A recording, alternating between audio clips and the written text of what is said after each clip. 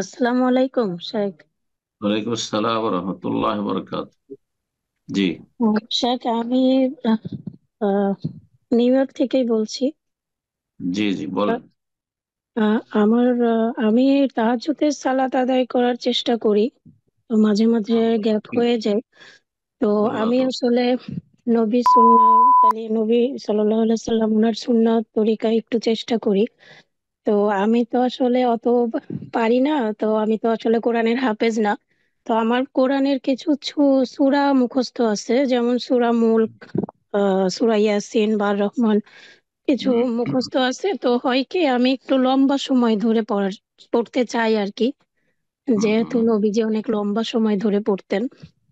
জি। তো আমি কোন রাকাতে দেখা যাচ্ছে ওই ছোট ছোট সূরাগুলা 5-6টা করে পড়ি। আবার দেখা যাচ্ছে যে না, সূরা ইয়াসিন শুরু করছি, লম্বা আয়াত শুরু করছি, 15-20 আয়াত পড়ছি, তারপরে না আমার কেমন যেন একটু আমি ভুলে যাই, আমার মুখস্থ জিনিস, বাট ওই সূরা ইয়াসিনের মধ্যে দেখা যাচ্ছে আমার সূরা মুলকটা চলে আসে। জি। তো সাথে সাথে আমি হই কি, স্টপ হয়ে যাই।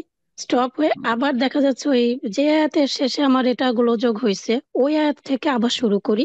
তো যদি ঠিক হুম, হয় তাহলে তো ভালো, আর না ঠিক হলে তখন আবার আমি করি যে থেমে যাই, যেহেতু আর এক সূরা ভুল হয়ে যাচ্ছে। তো তখন আমি হুম, বিসমিল্লাহ বলে আমি সূরা ইখলাস পড়ে রুকুতে চলে যাই।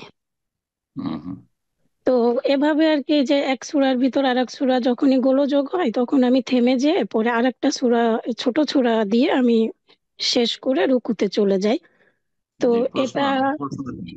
এখন এটা হচ্ছে যে আমার ঠিক হচ্ছে কিনা, মানে আসলে যদি এভাবে পড়াটা। এমনটা হয়, আর বলছি, আপনার যদি এমনটা হয় যে আপনি ভুলে যাচ্ছেন, যে কোনো ব্যক্তি বলতে পারে, আমরা বলতে পারি মুখস্থ থাকা সত্ত্বেও, ভুলে গেলে আপনি চেষ্টা করবেন যে পুনরায় দু একটা আয়াত আগে থেকে আবার, মানে যে যে আয়াতগুলো পড়েছেন সেখান থেকে আবার ফিরে গিয়ে ঠিক করার চেষ্টা করবেন।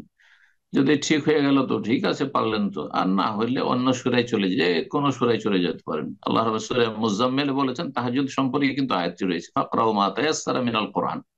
কোরআন থেকে যা সহজ সাধ্য হয় তাই তেলাওয়াত করতে থাকুন, যে কোনো জায়গায়। আপনি আগে থেকে পরে, পরের থেকে আগে চলে যেতে পারেন, অসুবিধা নেই। আপনি হয়তো পড়ছিলেন সূরা মুলক, আপনি ভুলে গেলেন আর তারপর পারছেন না, তখন আপনি সূরা ইয়াসিনে চলে গেলেন, তবুও জায়েজ আছে এই পরিস্থিতি। কিন্তু আপনাকে আর একটি পরামর্শ দিচ্ছি, সেটি এর চাইতে উত্তম। সেটা হচ্ছে যে সুন্নত সালাতে কোরআন দেখে পড়তে কোনো বাধা নেই, ফরজ সালাতে নয়, কিন্তু সুন্নত নামাজগুলিতে, বিশেষ করে তাহাজ্জুদে, যেহেতু লম্বা তেলাওয়াত করতে চাইছেন আপনি, কোরআন কারীম আপনি মুছহাফ নিয়ে, আপনি মোবাইল নিয়ে আবার তেলাওয়াত করেন, অ্যাপস থেকে করিয়েন না। কারণ মোবাইল খেলাধুলার জিনিস, যার ফলে মোবাইল না, আহ, আপনি কোরআন কারীমের কপি নিয়ে আপনি একটু আলো করে যাতে পড়তে পারেন, দেখে দেখে পড়বেন, কোনো অসুবিধা নেই। আয়েশা রাদিয়াল্লাহু তাআলা আনহার গোলাম জাকওয়ান ছিলেন, যিনি কোরআন দেখে, মুছহাফ দেখে তেলাওয়াত করতেন। জি, জায়েজ আছে। বারাকাল্লাহ ফিক। আসসালামু আলাইকুম রহমতুল্লাহি আবরাকাতু। ওয়ালাইকুম আসসালাম ওয়া রাহমাতুল্লাহি ওয়া বারাকাতুহু। জি আমি বলেন। আমার আমার মেয়ের জন্য একটু চাচ্ছিলাম প্রতিবন্ধী কোথা মেয়ে। থেকে বলছেন? স্কটল্যান্ড থেকে বলছিলাম। আচ্ছা, আল্লাহ সহজ করুক, আল্লাহ আর ভালো করুন। জি। আশা করছি আর একটু চাচ্ছিলাম যে আমরা স্কটল্যান্ড থেকে মুভ হতে চাচ্ছিলাম। তো আমি বেছে মসজিদ আস সুন্নাহ এবং মসজিদ আত তাওহীদ হাইট, এই দুটার মধ্যে কোনটা আমাদের জন্য বেস্ট হবে, সাহেব যদি একটু পরামর্শ দেবেন।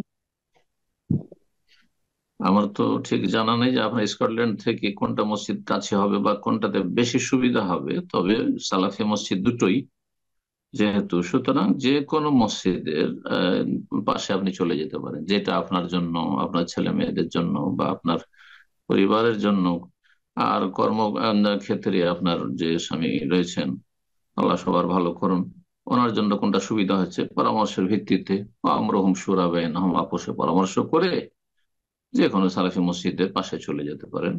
আল্লাহ আপনাদের ভালো, যেখানে যান আল্লাহ রব্বুল যেন ভালো করেন, এবং আল্লাহ রব্বুল আলম যেন দ্বীনের হেফাজতের প্রতিকূল অবস্থায় তৌফিক দান করেন, ছেলে মেয়েদের ভালো ইমানি ইসলামী তরবিয়তকে আল্লাহ সহজ করেন।